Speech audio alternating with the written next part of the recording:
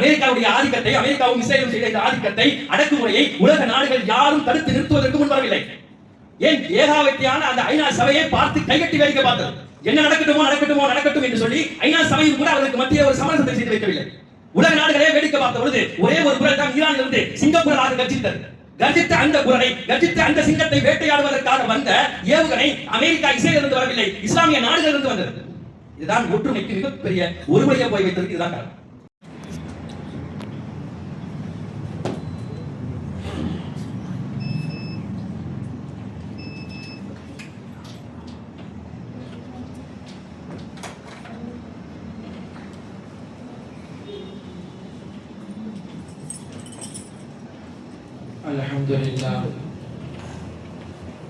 الحمد لله رب العالمين والصلاة والسلام على سيد المرسلين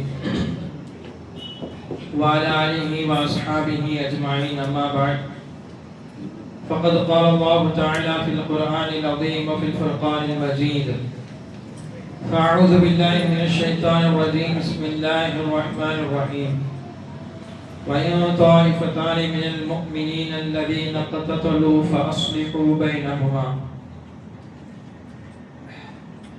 إلى آخر الآية. அனைத்து புகழும் அகிலத்தாரை படைத்து பரிபாலிக்கும் எல்லாம் அல்ல அல்லாஹ்வுக்கே உரித்தாகுக. அவனுடைய சாந்தியும் சமாதானமும் அண்ணல் பெருமானார் ஸல்லல்லாஹு அலைஹி வஸல்லம் அவர்களின் மீதும் அவர்களின் அடிச்சுவற்றை ஏறாது பின்பற்றி வந்த சத்திய சஹாபாக்கள், தாபீன்கள், முத்தகீன்கள்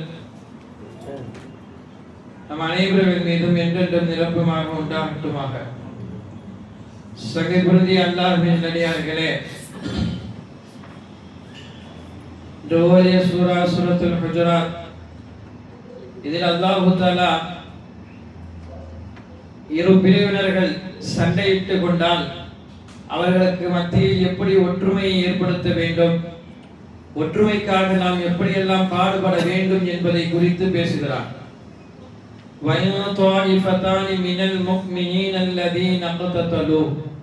முஃமின்களிலிருந்து இரு பிரிவினர்கள் அவர்கள் சண்டையிட்டுக் கொண்டால்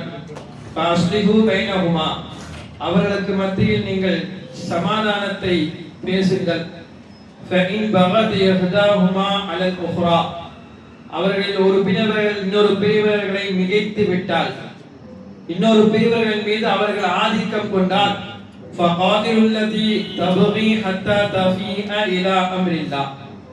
அந்த அமைதியாக இருக்கக்கூடிய பிரிவுகளுக்கு சார்பாக ஆதிக்கம் செலுத்திய இந்த பிரிவுக்கு எதிர்த்து அவரிடத்தில் நீங்கள் சண்டை செய்யுங்கள் என்று சொல்வார். அவர்கள் திரும்பி விட்டால் நீதமானதை கொண்டு அவர்களுக்கு மத்தியில் நீங்கள் நடந்து கொள்ளுங்கள். நீங்கள் நீதமானவர்களாக இருங்கள். இன்னல்லாஹ யுஹிப்புல் முஹ்சிதீன். அல்லாஹ் நீதமானவர்களை அதிகம் பிரியப்படுகிறார். குர்ஆனுடைய இந்த வசனம் முழுக்க ஒற்றுமையை முன்னிறுத்தி பேசுகிறது. பொதுவாகவே உலக மதங்கள் எல்லாம் ஒற்றுமை குறித்து ஏராளமாக பேசினாலும் இஸ்லாம் அதையெல்லாம் தாண்டி கொஞ்சம் அதிகமாகவே பேசும். ஆனால் என்ன இன்று வரை என்று பார்த்தால், இஸ்லாம் ஒற்றுமைக்காக எவ்வளவோ விஷயங்களை எடுத்து சொல்கிறது, போராடுகிறது. ஆனால் இஸ்லாமியரிடத்தில் ஒற்றுமை இருக்கிறதா என்றால் அறவே இல்லாத ஒரு சூழ்நிலைக்கு தள்ளப்பட்டிருக்கிறோம். மற்ற மதங்கள் எல்லாம் பேச்சுவார்த்தையில் ஒற்றுமையை பற்றி அதிகம் பேசுவார்கள்.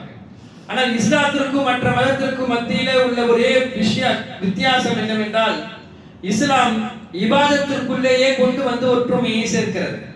மற்ற வணக்க வழிபாடுகள் அவர்கள் செய்வதற்குள்ளே ஒற்றுமை இருக்கிறதா என்று சொல்ல முடியாது. ஆனால் இஸ்லாம் நீங்கள் ஒன்றுபட்டு இருக்க வேண்டும் என்பதை எப்படி வலியுறுத்துகிறது என்றால் அதை இபாதத்திற்குள்ளே கொண்டு வருகிறது. நாம் பார்க்கலாம், தனியாக தொழுபவர்களை விட ஒரு 2 பேர் 3 பேர் இருந்தால் சேர்ந்து தொழுவது அதிக நன்மை தருகிறது. வீட்டிலே தொழுவதை விட மஹல்லா தோறும் வந்து இமாமுக்கு பின்னால் தொழுகக்கூடிய தொழுகை 27 மடங்கு அல்லாஹ்விடத்திலே அதிக நன்மையை ஈட்டி தருகிறது. வாரம் ஒரு நாள் ஜும்மா என்ற பெயரில் தொழாத எத்தனையோ முஸ்லிம்களும் கூட அந்த ஒரு நாளுக்காக வேண்டி மஹல்லாவிலே பள்ளிவாசலிலே வந்து ஒன்று திரட்டுகிறார்கள், சேர்த்து தொழுகிறார்கள். இப்ப இதெல்லாம் எதற்கு என்றால் ஏன் மஹல்லாவை தாண்டி நாட்டை தாண்டி உலக முஸ்லிம்கள் எல்லாம் ஒரு இடத்திலே ஒன்று சேர வேண்டும் என்பதை அல்லாஹ் ஒரு ஃபர்தாகவே ஆக்கி ஹஜ்ஜாக உம்ராவாக அழைப்பு விடுகிறான் என்றால் நமக்கு மத்தியிலே உள்ளம் ஒன்றுபட வேண்டும், இஸ்லாமியர்கள் ஒற்றுமையாக இருக்க வேண்டும் என்பதை ஃபர்தை கை வைத்து அல்லாஹ் பேசுகிறார்.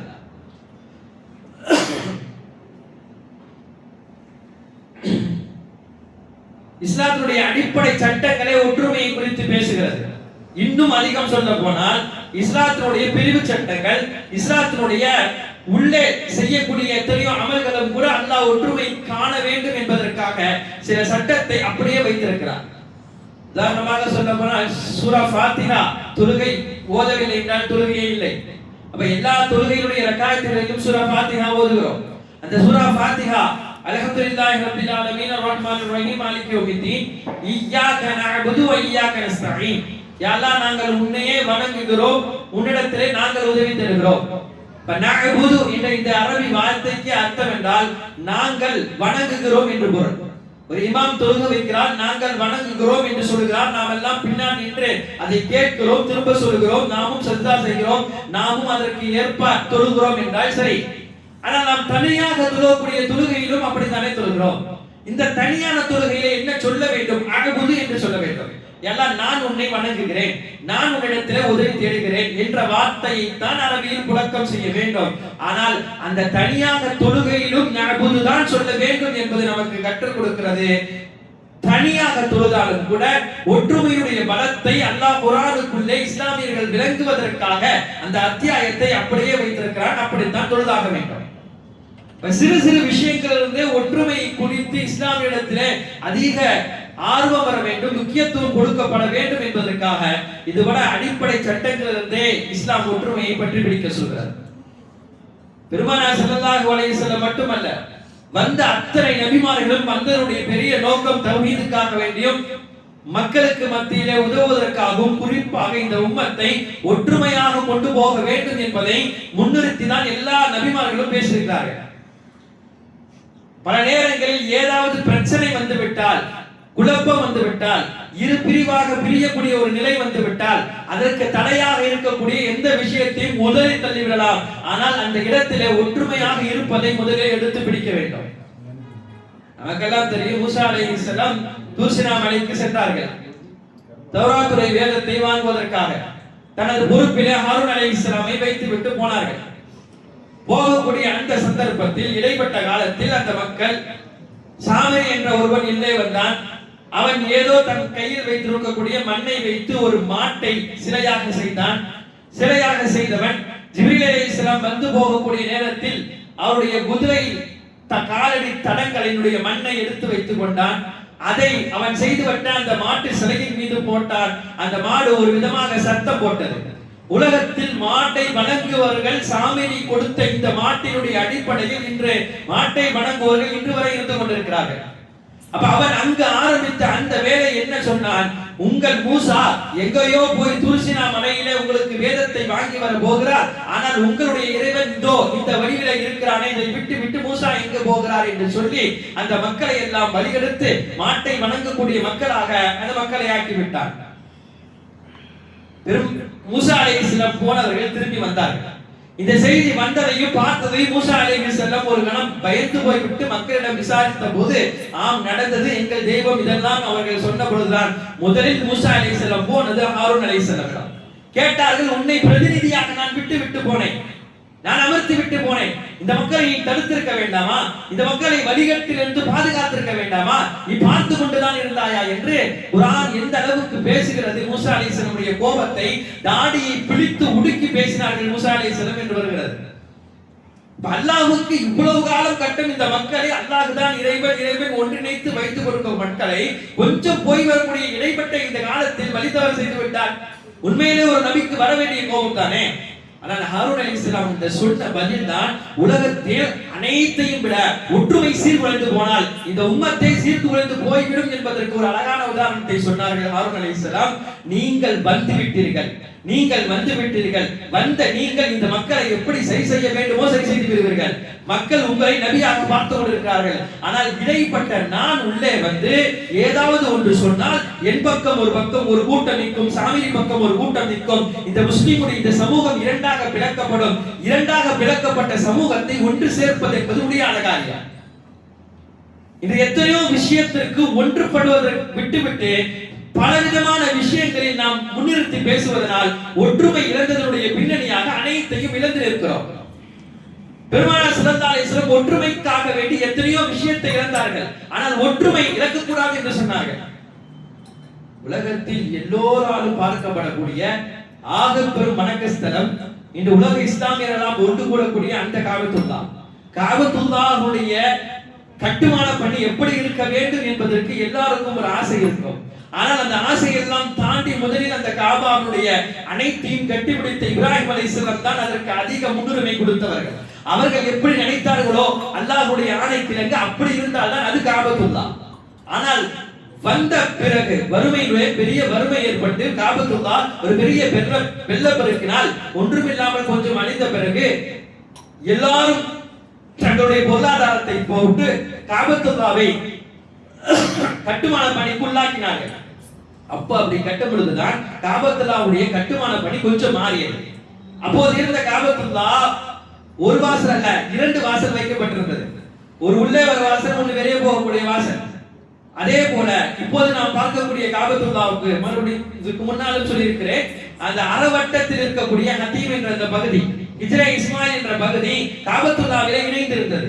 அது காபத்துல்லாவுக்கு வெளியே கிடையாது. எனவேதான் அதற்குள்ளே தொழுதால் காபத்துல்லாவுக்குள்ளே தொழுத நன்மையும் கிடைக்கிறது.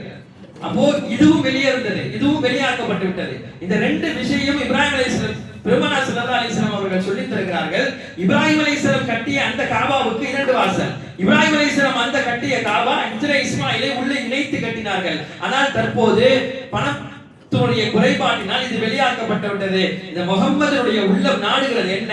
காபாவுக்கு 2 வாசல் வைக்க வேண்டும், ஹதீமை காபாவுடன் சேர்க்க வேண்டும் என்று நான் நாடுகிறேன் ரசூலுல்லாஹி சொல்கிறார்கள். பெருமானார் ஸல்லல்லாஹு அலைஹி வஸல்லம் ஒரு நாட்டத்தை உள்ளத்தில் வைத்திருந்தால் அதற்கு அல்லாஹ் மறுமாற்றத்தை இறக்க மாட்டான்.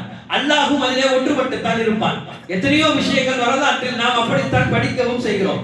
காலம் காலமாக இருந்த பைத்துல் முகத்தஸ் யாராலும் மாற்றப்பட முடியாத கிப்லா, பெருமானார் ஸல்லல்லாஹு அலைஹி வஸல்லம் உள்ள கிழங்குகளில் ஏதோ ஒன்று சொல்லிக் கொண்டே இருந்தார்கள். நாயகம் கிப்லாவாக இந்த திசை இருந்தால் நல்லா இருக்குமே, கிப்லாவாக காபா இருந்தால் நன்றாக இருக்குமே என்று பெருமானுடைய சொல்லு கிழங்கு அல்லாஹ் தஆலா தொழுகையிலே உங்களுக்கு பைத்துல் முகத்தஸ் அல்ல கிப்லாவாக நான் காபத்துல்லாவை ஆக்கி விட்டேன் என்று பெருமானாருடைய ஆசை கிழங்கு அல்லாஹ் இயற்றிய சட்டங்கள் ஏராளம். அப்ப இதையும் அல்லாஹ் செய்து கொடுத்திருப்பான். ஆனால் ரசூலுல்லாஹி ஸல்லல்லாஹு அலைஹி வஸல்லம் அப்படி சொல்லிவிட்டு என்ன சொன்னார்கள் என்றால், எனது உள்ளம் ஆசைப்படுகிறது இருந்தாலும் கூட மக்கள் காபாவை இப்படியே பார்த்து பழகி விட்டார்கள். புதிதாக இஸ்லாத்திற்கு வந்தவர்கள் எல்லாம் ஏராளமானவர்கள் இருக்கிறார்கள். நான் இப்போது இந்த காபாவின் மீது கை வைத்தால் மக்கள் 2 பிரிவினராக பிரிந்து போவதற்கு அதிக வாய்ப்பு இருக்கிறது. எனவே நான் இப்படியே இதை விட்டு போகிறேன் என்றார்கள் பெருமானார் ஸல்லல்லாஹு அலைஹி வஸல்லம். இஸ்லாம் ஒற்றுமைக்காக வேண்டி எதையும் விடுவதற்கும் தயாராக வேண்டும் என்று சொல்கிறது. ஆனால் ஒற்றுமை இழந்துவிடக் கூடாது என்று சொல்கிறது. ஆனால் ஒரு கட்டத்தில் ஒற்றுமை இழந்து விட்டால் என்ன நடக்கும்? பல சந்தர்ப்பங்களில் அது நடந்திருக்கிறது. ஒற்றுமை இழக்கப்படக்கூடிய இடத்தில் அல்லாஹ் தஆலா ஏதேனும் ஒரு தோல்வியை கொடுத்து விடுவார், ஏதேனும் ஒரு மாற்றத்தை அல்லாஹ் ஏற்படுத்தி விடுவார், ஏதேனும் ஒன்றை நம்மிடத்திலிருந்து அல்லாஹ் எடுத்து விடுவான். ஒற்றுமையை சீர்குலைந்து போனார். அபூ ஹுரைரா ரலியல்லாஹு அன்ஹு பிரபல்யமான சஹாபி மட்டுமல்ல, ஏழ்மையான சஹாபி. பல நேரங்களில் பெருமானார் ஸல்லல்லாஹு அலைஹி வஸல்லம் அவருடைய ஏழ்மையை கண்ணால் பார்த்திருக்கிறார்கள். எப்போதுமே உதவி செய்யவும் முடியாது. பெருமானார் ஸல்லல்லாஹு அலைஹி வஸல்லம் எனவே ஒரு அழகிய ஏற்பாடை செய்தார்கள். அபூ ஹுரைரா ரலியல்லாஹு அன்ஹு அவர்களுக்கு ஒரு சின்ன ஒரு பை கொடுத்தார்கள், ஒரு சுருக்கு பை. அந்த பையிலே ஒரு சில பேச்சம்பழங்கள் எவ்வளவு இருக்கும்? ஒரு 7-8 பேச்சம்பழம் அது உள்ளுக்குள்ளே இருக்கும். அப்படி அவ்வளவு சிறிய ஒரு பையை கொடுத்தார்கள். கொடுத்துவிட்டு நாயகம் ஸல்லல்லாஹு அலைஹி வஸல்லம் சொன்னார்கள், அபூ ஹுரைரா, உங்களுக்கு எப்போதெல்லாம் பசிக்குமோ அப்போதெல்லாம் இந்த பேச்சு மரத்திலிருந்து இதிலிருந்து பிஸ்மில்லாஹ் என்று சொல்லி இந்த பைக்குள் கைவிட்டு எடுத்து சாப்பிடுங்கள். ஆனால் எந்த முறையும் நீங்கள் சாப்பிடும் பொழுது எவ்வளவு பேச்சம்பழம் இருக்குது, எப்படி இருக்குது, என்ன இருக்குது என்று பைக்குள்ளே பார்த்து விடாதீர்கள் என்று அபூ ஹுரைரா ரலியல்லாஹு அன்ஹு அவர்களுக்கு ஒரு அற்புதமான பையை கொடுத்தார்கள். பெருமானாருடைய சொல்லுக்கிணங்க அபூ ஹுரைரா ரலியல்லாஹு அன்ஹு அவர்களும் தங்களுடைய காலத்துல எப்போதெல்லாம் பசிக்குமோ ஒரு நாளைக்கு பலமுறை அதிலே கைவிடுவார்கள், பிஸ்மில்லாஹ் சொல்வார்கள், எடுத்து உண்பார்கள். எடுக்க எடுக்க எடுக்க வந்து கொண்டே இருக்கிறது. எத்தனை, ஒரு மாதமா 2 மாதமா, காலமாக வருகிறது. பெருமானார் ஸல்லல்லாஹு அலைஹி வஸல்லம் ஜீவித்த காலம் வரையும் அந்த பையிலிருந்து எடுத்து சாப்பிட்டார்கள். பெருமானாருடைய மறைவுக்கு பிறகு அபூபக்கர் ரலியல்லாஹுடைய காலம், அந்த காலத்திலும் அந்த பையிலிருந்து எடுத்து சாப்பிடுகிறார்கள். உமர் ரலியல்லாஹுடைய காலம், அந்த காலத்திலிருந்து அந்த பையிலிருந்து எடுத்து சாப்பிட்டார்கள். உஸ்மான் ரலியல்லாஹுடைய காலத்தில் வரும்பொழுதுதான் உஸ்மான் ரலியல்லாஹுடைய வஃபாத்தின் போது இஸ்லாமியர்கள் 2 பிரிவாக பிரிந்தார்கள். அந்த சமயத்தில் தான் அந்த பை துளைந்து போய்விட்டது. அபூ ஹுரைரா ரலியல்லாஹு அன்ஹு சொல்வார்கள், எல்லோருக்கும் 2 கவலை என்றால் எனக்கு 2 கவலை. ஒன்று இவர்கள் பிரிந்தது, இரண்டாவது எனது பை துளைத்த கவலை.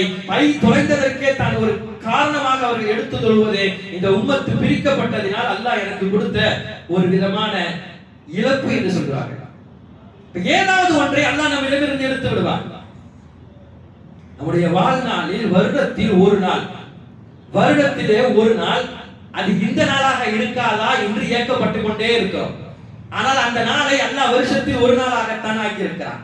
அந்த நாளிலே ஒரு இரவைத்தான் அல்லாஹ் ஆக்கியிருக்கிறார். ஆனால் உலக முஸ்லிம்கள் எல்லாம் ஒரு 10 நாட்கள் அந்த நாள் இந்த நாளாக இருக்காதா பள்ளிக்குள்ளே வந்து வண்டி போட்டு கிடைக்கிறோம். காரணம் என்ன? அந்த ஒரு இரவு இந்த ஒரு இரவாக ஆகிறாதா? ஏன் அந்த ஒரு இரவு இந்த இரவாக ஆகிவிட்டது என்றால் எனது வாழ்க்கையினுடைய அத்தனை பாவங்களுக்கும் அல்லாஹ் முடிவெட்டி விடுவான். என்னை பரிசுத்தமாக மனிதனாக அல்லாஹ் ஆக்கி விடுவான். எனவே எனது வருடங்களில் எவ்வளவு நாள் போனாலும் பரவாயில்லை, இந்த 10 நாட்களை நான் இறந்து விடக் கூடாது. எனக்கு பள்ளியில் தான் இந்த 10 நாட்களுடைய இரவுகள் கழிக்க வேண்டும். காரணம், அந்த ஒரு இரவு எனக்கு கிடைக்க பெற வேண்டும் என்று அல்லாஹ்விடத்திலே தவமிருந்து பள்ளியிலே கிடைக்கிறோம். ஆனால் அந்த ஒரு இரவும் கூட பெருமானார் ஸல்லல்லாஹு அலைஹி வஸல்லமுக்கு ஆரம்பத்தில் அசரிலே அது மறைக்கப்பட்டதா? பெருமானாரே சொன்னார்களே, எனக்கு லைலத்துல் கத்ருடைய இரவு மறைக்கப்படவில்லை, எனக்கு தெரியப்படுத்தப்பட்டது. நான் அந்த லைலத்துல் கத்ர் இரவை சொல்வதற்காகத்தான் வந்தேன்.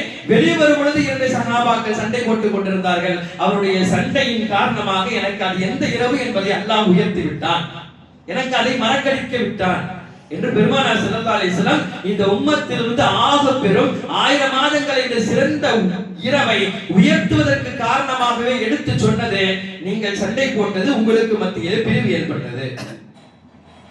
ஒரு வகையில் அதை ரசூலுல்லாஹி ஸல்லல்லாஹு அலைஹி வஸல்லம் சொன்னாலும் கூட நாயகமே இதையும் தான் சொல்கிறார்கள். அப்படி இருந்தாலும் அல்லாஹ் அதையும் உங்களுக்கு கைலாக ஆக்குவான் என்று சொன்னார்கள். ரசூலுல்லாஹ் இந்த வார்த்தையை சொல்றதுக்கு என்ன காரணம்னா, நம்மள்ட்ட அது எந்த இரவு, அது 23 25 27 அப்படின்னு குறிப்பாக்கப்பட்டுட்டா அமல் செஞ்சுட்டா ஓகே அல்ஹம்துலில்லாஹ். ஆனா அந்த இரவிலும் கூட ஒரு சில முஸ்லிம்கள் தெரிந்து அமல் செய்யாமல் தவறான பாவங்கள் ஈடுபட்டால் வெறுமனே நன்மை மட்டும் 1000 மாதங்களை விட பெரிய நன்மை கிடையாது. அந்த இரவில் பாவம் செய்தாலும் அதுவும் அந்த 1000 மாதங்களை விட செய்த அத்தனை பெரும் பாவத்திற்கு அவர் உள்ளாக்கப்படுகிறார். அதை கவனித்துதான் ரசூலுல்லாஹ் சொன்னார்கள், உங்களுக்கு அப்படி மறக்கடிக்கப்பட்டதும் ஒரு வகையில் நல்லது. எனவே இந்த உம்மத்திற்கு எப்போதெல்லாம் ஒற்றுமை தேவையோ பெருமானார் ஸல்லல்லாஹு அலைஹி வஸல்லம் இந்த உம்மத்திற்கு வந்த நாளிலிருந்து ஒற்றுமைக்காக வேண்டி பாடுபட்டார்கள். ரசூலுல்லாஹ் சஹாபாக்களுக்கு வந்த உடனே முதலில் செய்த ஒரு காரியம், அவுஸ் ஹஸ்ரஜ் இந்த 2 பிரிவுகள் தனியாகவே இருந்தார்கள். நாயகம் வந்தவுடன் அவர்களை இணைத்தார்கள். உங்களுக்கு மத்தியில் பாடுபாக இருக்க கூடாது என்று பெருமானார் ஸல்லல்லாஹு அலைஹி வஸல்லம் அந்த பிரிவினர்களை இணைத்து ஒற்றுமைக்கு வழிவகுத்தார்கள். ரசூலுல்லாஹ் ஒரு ஹதீஸில் இப்படி சொல்வார்கள், அல் முஸ்லிமூன குல்லுஹும் கஜஸதில் வாஹித். உலகத்தினுடைய அத்தனை முஸ்லிம்களும் ஒரே ஒரு உடலை போல என்று சொல்வார்கள். ஒரு உடலுடைய அர்த்தம் என்னவென்றால், நம்முடைய உடலுடைய உறுப்புகள் வேறு இருக்கலாம். ஆனால் அந்த உறுப்புகளில் ஏதாவது ஒரு நோய்வாய்ப்பட்டாலோ அல்லது வேற ஏதாவது அடிபட்டாலோ அதன் மூலமாக மற்ற உறுப்புகள் எல்லாம் செயலிழந்து போகாது. அந்த உறுப்புக்கு என்னவாகிற்று என்பதை வேலையை அந்த உறுப்பு செய்யும். உதாரணமாக ஒரு கண்ணில் ஒரு சின்ன தூசி விழுந்து விட்டாலும் கூட எனக்கு என்ன கண்ணில் தான் தூசி விடுகிறது என்று கை இருக்காது, கால் இருக்காது. கால் நடக்கும், அதற்கு என்ன செய்ய வேண்டுமோ செய்வதற்காக நடக்கும். கை என்ன செய்யும், அந்த கண்களில் போய் அந்த தூசியை எடுப்பதற்கு முற்பட்டு வரும். இது கண்களுக்கு ஏற்பட்ட தூசியில் உடல் உறுப்புகள் எல்லாம் சேர்ந்து அங்கு வேலை பார்க்கிறது. ஒரு காலுக்கோ ஒரு கைக்கோ ஒரு சிரமம் என்றால் கண் உடனே அந்த கையை பார்க்கிறது, அதற்கு என்ன வேலை செய்ய வேண்டும் என்றும் கையும் காலும் அனைத்தும் சேர்ந்து அந்த உறுப்பை சரி செய்ய முயற்சிக்கிறது. அப்படி முயற்சிப்பதனால் தான் உலகத்தில் நம்முடைய உடலில் அனைத்து உறுப்புகளும் சரியாக இயங்கிக் கொண்டிருக்கிறது. இல்லை அந்தந்த உறுப்புகள் எனக்கு ஏற்பட்டால் நான் பார்ப்பேன், வேற எந்த உறுப்புகளுக்கும் எனக்கும் சம்பந்தம் இல்லை என்று இருந்தால், ஒரு உறுப்பில் வந்து அந்த நோய் அடுத்த உறுப்புக்கு வந்து அடுத்த உறுப்புக்கு வந்து கடைசியில முழுக்க உடலிலும் பாய்ந்து உயிரை உடலிலிருந்து எடுக்கப்படும். இதுதான் நிதர்சனமான உண்மை. பெருமானார் ஒத்த வரையில் அந்த அழகான வார்த்தையை சொல்லித் தருகிறார்கள். அப்படித்தான் உலகத்தில் வாழக்கூடிய முஸ்லிம்களுடைய உடல் ஒரே ஒரு உடலை போல. அவர்கள் எப்படி இருக்க வேண்டும், அவர்கள் எப்படி இருக்கக்கூடாது என்று சொன்னால், உலகத்தில் எங்கோ ஒரு முஸ்லீம் அடிப்படுகிறான் மிதிப்படுகிறான் என்பதற்காக எனக்கு என்ன வேண்டும் என்று இங்கு இருந்தால், ஒரு கட்டத்தில் அங்கு அடிக்கப்பட்டவன் இங்கு அடிக்கப்படுவான். அதற்கு அதிக நேரங்கள் எடுத்துக் கொள்ளப்படாது. அப்ப அங்கு அடிக்கப்பட்டவனுக்காக நீ முஸ்லீமாக இருக்கக்கூடிய நேரத்தில் என்ன செய்தாய், என்ன உதவி செய்தாய்? அல்லாஹ் இது கேட்கக்கூடிய கேள்வி வேறு மாதிரியாக இருக்கும். மற்ற கேள்விக்கெல்லாம் அல்லாஹ் சாதாரணமாக கேட்பான். ஆனா ஒரு முஸ்லீம் அடிக்கப்பட்ட பொழுது நீ என்ன செய்தாய் என்ற அல்லாஹ்வுடைய கேள்விக்கு யாராலும் பதில் சொல்ல முடியாது. பெருமானார் ஸல்லல்லாஹு அலைஹி வஸல்லம் தான் இதை அழகாக ஹதீஸிலே சொல்வார்கள். அதனால் நீங்கள் குறைந்தபட்சம் ஒரு முஸ்லீம் அடிக்கப்பட்டால் என்ன செய்ய வேண்டும் என்பதை ரசூலுல்லாஹ் 3 விடயமாக அழகாக சொல்லித் தருவார்கள். ஒன்று சொல்வார்கள், மன் ரஆ மின்கும் முன்கரன், நீங்கள் ஒரு முஸ்லீம் அடிக்கப்பட்டதை கண்டால் முதலில் ஃபயுகையிருஹு பியதிஹி, உங்களால் சக்தி இருந்தால் கையால் அதை சரி தடுத்து வையுங்கள். குர்ஆனுடைய ஆயத்து, முதலில் நான் ஓதின ஆயத்தும் அதை தான் சொல்கிறது. நீங்கள் சக்தி இருந்தால் அதை பிரித்து விடுங்கள், தட்டி விடுங்கள், தடுத்து விடுங்கள். இல்லை உங்களால் முடியவில்லை என்றால் ஃபஇல்லம் யஸ்ததி, நம்மளால தடுக்க முடியாதுப்பா, அவங்கள ரொம்ப பலமானவங்க, நான் வயசானவன், நான் போய் தடுத்தா என்ன தள்ளி விட்டா என்ன பண்றது? அடுத்த கட்டம் ஃபபிலிசானி, நீங்கள் நாவினால் அவர்களுக்கு நல்ல உபதேசம் செய்யுங்கள். தடுக்க முடியாத பட்சத்தில் அவர்களை சமரசம் செய்வதற்கு முற்பட்டு வாருங்கள். வேண்டாம் என்று சொல்லுங்கள், விட்டுவிடுங்கள் என்று சொல்லுங்கள், ஏதாவது ஒன்று சொல்லி சமரசம் செய்து வையுங்கள். இதுவும் அவர்கள் கட்டுப்படவில்லை என்றால் கடைசி கட்டம், இதைத்தான் ரசூலுல்லாஹி ஸல்லல்லாஹு அலைஹி வஸல்லம் சொன்னார்கள், ஃபபிகல்பி, இது தவறான விஷயம் என்பதை நீங்கள் விளங்கி அதிலிருந்து தவிர்த்து கொள்ளுங்கள். ஸாலிக அல்லாஹுல் ஈமான், இதுதான் ஈமானுடைய கடைசி நிலை என்றார்கள் ரசூலுல்லாஹி ஸல்லல்லாஹு அலைஹி வஸல்லம். நம்ம கடைசியில் என்னன்னா இதை மட்டும் செஞ்சா போதும், எங்கோ அடிக்கிறான் என்னவோ பண்றான், எப்படியோ இஸ்ரேல் எப்படியோ பலஸ்தீன் என்பதல்ல. ரசூலுல்லாஹி ஸல்லல்லாஹு அலைஹி வஸல்லம் என்ன சொல்லித் தருகிறார்கள்? உன்னால் கையால் தடுக்க முடியாது விட்டால் அடுத்து நீ வாயால் தடுக்க முடியும், அதையும் முடியாவிட்டால் கடைசி கட்டம் தான் ரசூலுல்லாஹ் இது தவறு என்று உள்ளத்தால் நினைத்து அடுத்த கட்டமாக அல்லாஹ்விடத்திலே துஆவிலே ஈடுபட வேண்டும். இன்னைக்கு நம்ம செய்யக்கூடிய அல்லாஹ் அனைத்துமே எப்படி என்றால் கடைசி கட்டத்திற்கு முன்னால் இரண்டையும் பார்க்காமல் கடைசி நிலைக்கு வந்து விடுகிறோம். நான் என்ன செய்ய முடியும், எந்த நாட்டில என்ன ஆனா எனக்கு என்ன செய்ய முடியும் என்று பொருளாதார உதவிக்கும் நான் போவதில்லை. இல்லை, இதை குறித்து நமக்கு மத்தியிலும் கூட பேசுவது கிடையாது. எந்த உணர்ச்சியும் இல்லாமல் எப்போதாவது யாகம் வந்தால், இது போல ரமலானுடைய நேரத்திலே இஃப்தாருடைய நேரத்திலே எல்லா பலஸ்தீன் மக்களுக்கு நீ ஆபத்தை நிகழ்த்து அந்த இஸ்ரேலையும் அமெரிக்காவையும் ஒன்றும் இல்லாமல் ஆக்கு என்று சொல்வதனால் மட்டுமல்ல உதவி செய்ய மாட்டார். இந்த 3 விஷயத்தில் ஒவ்வொரு விஷயமாக தவிர்த்து விட்டு அடுத்த கட்டத்துக்கு போகும்பொழுதுதான் அல்லாஹ்வுடைய உதவி என்பது இந்த உம்மத்திற்கு சாத்தியமாகும். சஹாபாக்களுக்கு இல்லாத கருத்து வேற்றுமையே கிடையாது. ஏராளமான விஷயங்களில் சஹாபாக்களுக்கு மத்தியிலே கருத்து வேற்றுமை இருக்கிறது, அவர்களுக்கு மத்தியிலே பிரிவு இருக்கிறது. பிரிவு இல்லாத ஒரு சஹாபாக்கள் என்றால் சொல்ல முடியாது. எத்தனையோ சட்டங்களும் அப்படித்தான். உமர் ரலியல்லாஹு ஒரு மாதிரியான சட்டங்களை பார்த்தால் அபூபக்கர் ரலியல்லாஹு வேறு மாதிரியான சட்டத்தை பார்ப்பார்கள். அந்த உமர் அந்த அபூபக்கரை போல அபூ ஹனீஃபா ரஹ்மத்துல்லாஹி ஒரு மாதிரியான சட்டம் சொன்னால் ஷாஃபி ரஹ்மத்துல்லாஹி வேறு மாதிரியான சட்டம் சொல்வார்கள். பிரிவினைகளும் எல்லா காலத்திலும் எல்லா நிலையிலும் இருந்து கொண்டேதான் இருக்கிறது. ஆனால் அந்த பிரிவினைகள் அவருடைய சமூகத்திற்கு ஆபத்து விளைவிக்கும் அளவுக்கு இல்லை. அப்படி யாராவது இவர்களை பிரிப்பதற்காக வெளியிலிருந்து உள்ளே வந்தால் எந்த சஹாபாக்களும் வந்தவர்களை சும்மா விட்டது கிடையாது. மக்களெல்லாம் தெரியும், அலி ரலியல்லாஹு முஆவியா ரலியல்லாஹு மத்தியில் நடந்த கருத்து வேற்றுமை போராகவே வெடிக்கிறது. இதை சந்தர்ப்பமாக கருதி ரோம் நாட்டுடைய பேரரசர், ரோம் நாட்டுடைய மன்னர் முஆவியா ரலியல்லாஹு அன்ஹு அவர்களுக்கு ஒரு கடிதம் எழுதுகிறார். ஒரு பெரிய சந்தர்ப்பம், முஸ்லிம்கள் இரண்டாக பிரிவதற்குள்ள நல்ல சந்தர்ப்பம், அதை பயன்படுத்திக் கொள்ள வேண்டும் என்று சரியான வேளையிலே முஆவியா ரலியல்லாஹு அன்ஹுக்கு ஒரு கடிதம் எழுதுகிறார். கடிதத்தில் எழுதப்பட்ட வார்த்தைகள், உங்களுக்கும் அலிக்கும் மத்தியிலே பிரிவினை வந்துவிட்டது எனக்கு தெரியும். உங்களுடைய நோக்கம் அலியை தோற்கடிக்க வேண்டும், அவர்களை இல்லாமலாக்க வேண்டும், அதுவும் எனக்கு தெரியும். ஆனால் உங்களுக்கு படைபலம் இல்லை, பணபலம் இல்லை, ஆட்கள் இல்லை, வாட்கள் இல்லை, எதுவும் இல்லை. உங்கள் படை கொஞ்சம் பின்வாங்கி தான் இருக்கிறது. அதனால் அந்த ரோம் நாட்டின் பேரரசான நான் மன்னர், நான் உங்களுக்காண்டி ஒரு படை அனுப்புகிறேன். அந்த படை நீங்கள் இதுவரையும் காணாத படையாக இருக்கும், அந்த அளவுக்கு சக்தி மிகுந்த படை.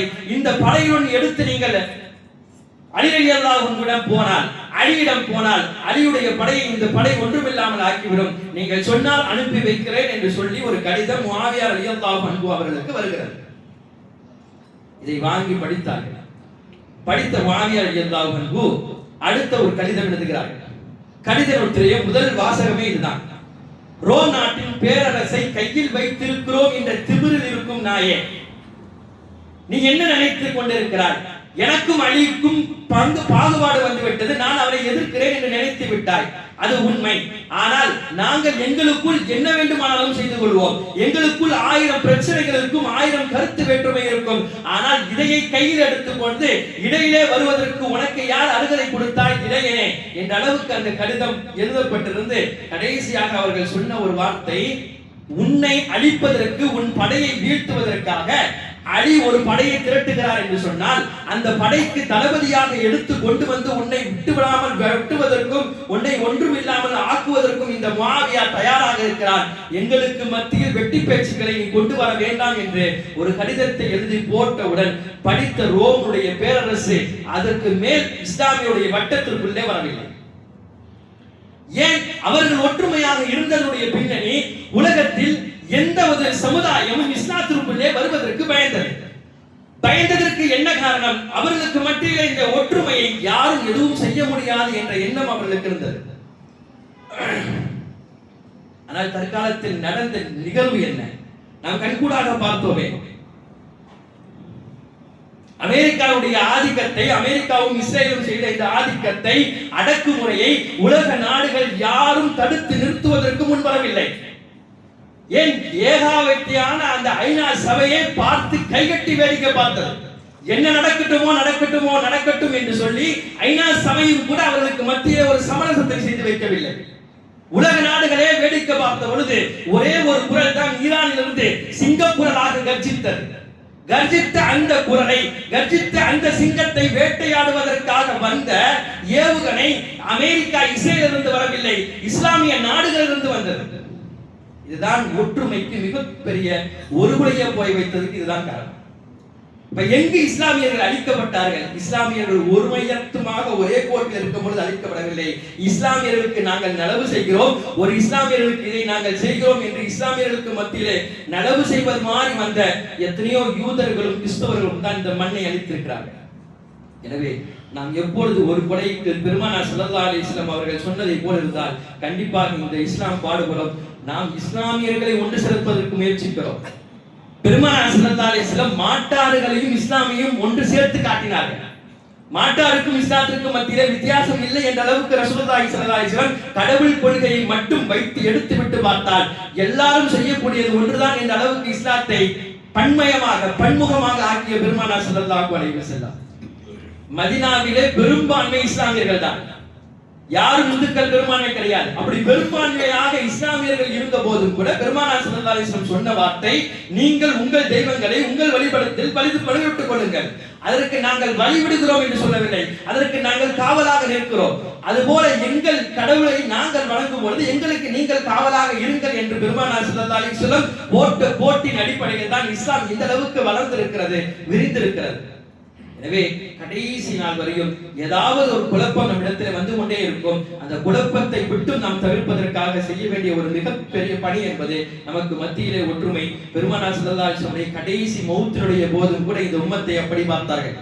பார்க்கும் பொழுது சஃபிலே சஹாபாக்கள் எல்லாம் வரிசையில் அவ்வளவு அழகாக நின்றதை பார்த்து பெருமானார் ஸல்லல்லாஹு அலைஹி வஸல்லம் எந்த நோக்கத்திற்காக இந்த உம்மத்திற்கு நான் வந்தேனோ அது நிறைவேறிவிட்டது. இவர்கள் இப்படி ஒற்றுமையாக இருக்கும் வரை எந்த பெரிய சக்தியும் இவர்களை எதுவும் செய்ய முடியாது. ஆனால் இவர்கள் ஒற்றுமையை விட்டு பிரிந்தால் இவருடைய பிரிவை யாராலும் காப்பாற்ற முடியாது என்பதை பெருமானார் ஸல்லல்லாஹு அலைஹி வஸல்லம் எண்ணம் கொண்டவர்களாக இந்த உம்மத்தை விட்டு சென்றார்கள். எனவே வாழ்நாள் காலங்களில் எல்லாம் அல்லாஹ் தஆலா நம்மை இணைக்கக்கூடிய வாக்கியத்தை தருவானாக. நம்முடைய அனைவருடைய உள்ளத்தையும் ஒரு சேர இருக்கக்கூடிய வாக்கியத்தை தந்தருள் புரிவானாக. வாஹிரு தவானா அல்ஹம்துலில்லாஹி ரப்பில் ஆலமீன்.